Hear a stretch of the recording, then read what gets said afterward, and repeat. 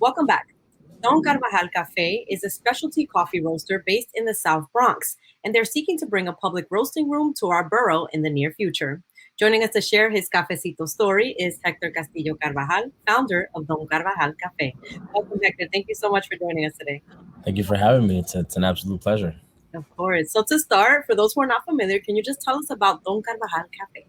So Don Carvajal Café is a specialty coffee roaster that's based out of the Bronx.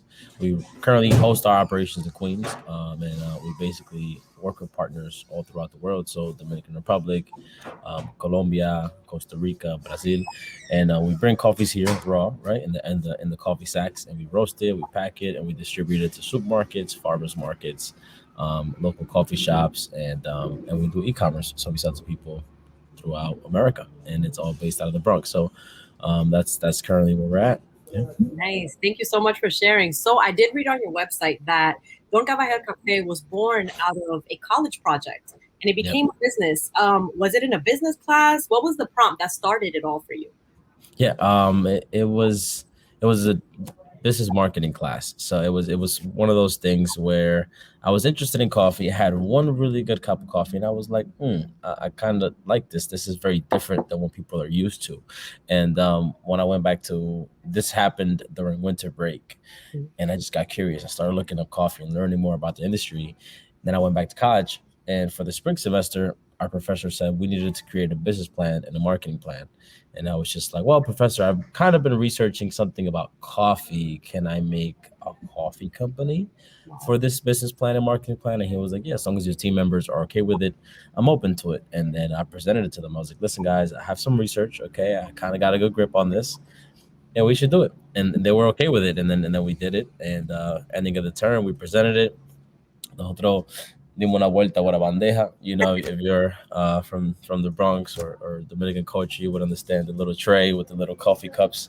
So we literally gave every student in that classroom a cup of coffee if they wanted one. They got to try it, and they just learned a lot about the brand, but they also got to try the product in a class project, which you wouldn't really see something so real, so vivid in the mock environment, right?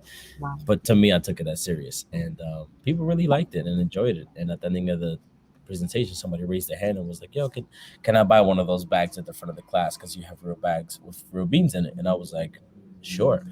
And the first person bought it in that class, and I was like, "Wow, that's like my proof of concept. Somebody believes in this thing." And a class project turned into a business right in that moment. It was just like, you know what, I'm going to pursue this further. And I've always loved entrepreneurship. I've always loved business. And then when I had a real opportunity to make something into a business, it was a no-brainer for me.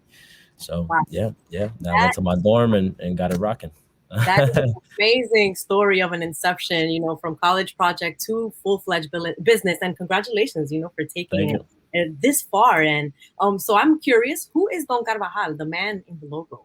Don Carvajal is actually my grandfather. So this man right here is my grandfather. So he is my mother's dad, and I was born in the Dominican Republic, and I was there until I was 8 years old. Then my family came here to the Bronx, and that's my grandfather. He passed when I was about 2 years old, but I always heard stories about him and who he was and what he did growing up. You know what I mean? So I always admired him as a person just from the stories that I was told, you know what I mean? And I would always imagine being there with him. And like the little horse rides he would give me as a kid, I don't remember them, but I can envision them, you know what I mean, from those things. And he was just a stellar man, super exemplary for us. He set the tone for what he wanted moving forward. So to me, it's like I'm carrying his torch, Absolutely. and that's kind of how I see him. And that's why I made him the face of the brand. So it's like he's always going to live on. Yes, and guiding you with this new venture that you have. So I did read, you spoke about living in DR for a while. I read in your bio that, like many Dominican moms, your mom decided to send you away to DR almost as punishment for not doing well in school. That happens to all of us. But it actually wound up being a rewarding and eye-opening experience for you. Can you tell us more about that? Yeah, for me, it was very interesting. I wasn't the best of students, right? And one of my mentors, I told him that the other day, he said, it's not that you weren't the best of students, you just didn't have the best teachers that understood where you come from Mhm. and what you went through, right? And for me, it was one of those things where I looked at my mom and I was like, listen, can I get some money to buy like some un refresco? Let me go get a soda at the store or something. And she was like, well, if you don't have money, you got to work for it. And I was like, okay, cool. So what can I do for work? She's like, well, your uncle has an onion field that's ready to harvest, and you got to wake up at 5 to 6 in the morning and be there by 6:30. Con la And gallina, con la ya, gallina. ya tú sabes, con la gallina the whole nine. You know, la masita in the morning with the hot chocolate and with the cafecito. You know, so I was literally working the fields. Like you would have to. I went with a short sleeve shirt, and they were like, "What are you doing?" I'm like, "We're in the tropics, short sleeve." They're like, "No, we wear long sleeve because we sit under the sun all day, so you literally burn your skin." And I was like, "Okay." So point is, wore the long sleeve, got my little hat. And I was picking onions from the morning to the afternoon, and it was just a rewarding experience because in that moment, I looked at a lady who was there with her 3 kids, and I asked her, I was like, it's the morning time. How come these kids aren't at school? And she looked at me. She's like, well, we all have to kind of work for us to produce more money and feed ourselves and sustain ourselves. And then I looked at myself at the same time and I was like, how am I asking her why those kids aren't in school if I didn't even go to school back home as in New York City, right? So I wasn't going to school here, but I'm over there asking somebody why their kids don't go to school. And then it was like, wow, like, you know, I had the opportunity to get a free Metro card, to get free lunch and breakfast at school, and get free education. And people here, you know, it's they wish they could have it, but it's not. You know, I took it for granted. And then in that moment in time, I realized, you know, I needed to get my things together. And then I came back and just hit the ground running. You know, went back to school, started studying, got a scholarship from high school to a community college. From community college, got another scholarship to go to University of Rochester. And then it's just, you know, I just hit the ground running, and I always saw myself moving on to the next step and just always getting better at whatever I was doing, no matter what it is, you know. Wow. So you found like a newfound gratitude and appreciation for the agriculture in Dominican Republic, and today you have that existing relationship with Dominican farmers in terms of coffee, right? Can you tell us a little bit more about that? Right, right. Yeah, I when I was researching coffee, you know, the most famous coffee is Colombian coffee or Ethiopian, right? Ethiopian is where coffee was discovered, and then Colombia is like a big place for coffee, right?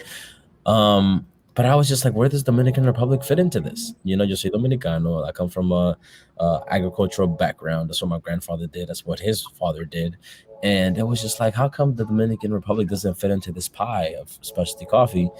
And then I just realized that DR, you know, doesn't have the same opportunities that other countries do.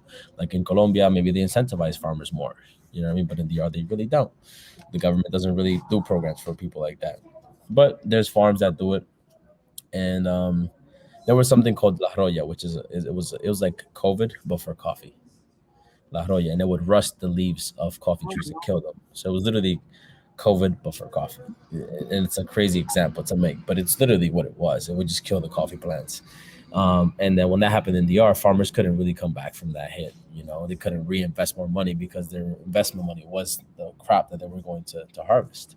And a lot of people just gave up on it. So there's minimal coffee farmers in the Dominican Republic, but my goal is to bring up the coffee culture, you know, the coffee agriculture culture, you know what I mean, and then build the coffee culture, because it's one thing to farm it, but then it's another thing to roast it and brew it and serve it. You know, it's two different worlds in the agriculture world and then the serving it world. You know, Yeah. it's like the behind the scenes and the front house. You know, so that's kind of my goal. My goal is to just, you know, I think we have a beautiful land. I think we have a beautiful country. We have great soil, great resources. We just have to educate our people and then get them to that point where, you know, we become small farmers and we become enterprises, you know, and corporations. And you're gonna make it happen. You actually have a Kickstarter that Yes. we're gonna talk about a little later. Yes. But before we get to that, let's talk about the coffee. I know people that are coffee drinkers are like, "Pero y el café entonces? What are we gonna find out about the coffee?" Right. Where can you source it, and where can people purchase it? And can you tell us about some of the blends that you have right now on your Yep. website? Of course. Yeah. So you can purchase it directly from doncarvajalcafe.com. That's where you can buy coffee anywhere in the United States. You can follow us on Instagram. Um, but we have coffees from Dominican Republic and Costa Rica, Brazil, and Colombia. My two favorite right now, although they're all my kids. Okay, you can't pick a favorite kid when you have a few. They're all my kids, but my top two right now are is the Dominican medium roast, because it's a coffee that reminds me of home. It takes me back home. You know what I mean? I sip it and I drink it, and it just takes me back home. And then we also launched another one called the Greca blend. It's literally um, Yep, there you go. The Greca blend. So it's it's designed for the mocha pot, para la Greca, right? So in the specialty coffee world, like you see big brands, but none of them say Greca. That's like such a Dominican thing of us. You know what I mean? Like we make our own culture. You know what I mean? Like I don't. I tell people we don't speak Spanish. We speak Dominican. You know what I mean? So it's one of those things where it was a signature staple. Like I grew up and I got into the specialty coffee world, and I never saw anything tailored for the mocha pot or la greca, right? And it was just like, how can I create something for the culture, para la doña? You know what I mean? Something that my mom would drink and be like, "Este, you know what I mean? Like, how do you bridge the gap between the old school coffee culture and the modern specialty coffee culture that sometimes costs three times the price and it's three times the quality, but sometimes people just don't care. You know what I mean? How can we meet them halfway there? So my top two favorites are the medium Dominican roast and the Greca blend because I think those are like my staples for my culture.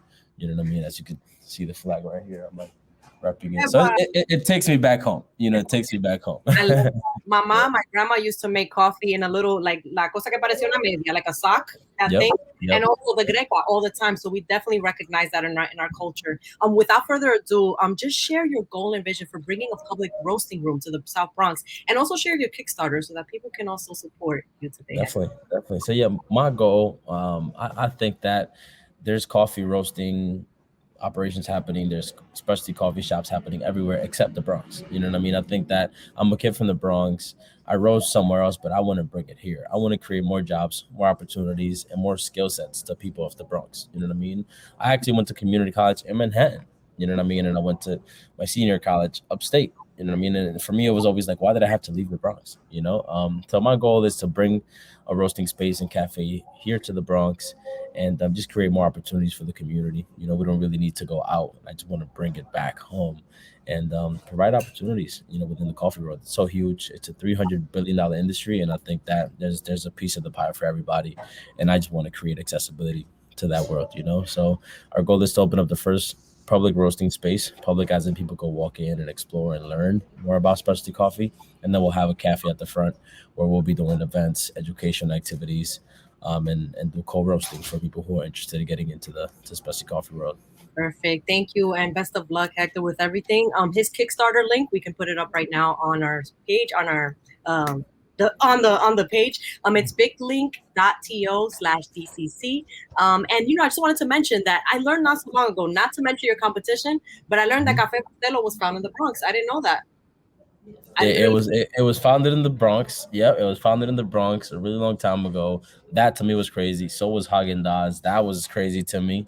But a lot of big brands came out of the Bronx. Yeah, Yeah. And it Don was Carvajal is next in line as our coffee in the Bronx, a specialty coffee in the talk Bronx. about it. Talk Thank you about it. again, Hector, for joining us. I wish we had more time. You're amazing.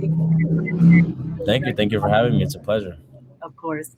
Again, Hector Castillo Carvajal is the founder of Don Carvajal Café. You can find out more on doncarvajalcafe.com. We'll be right back here on Open BXRX Tuesday.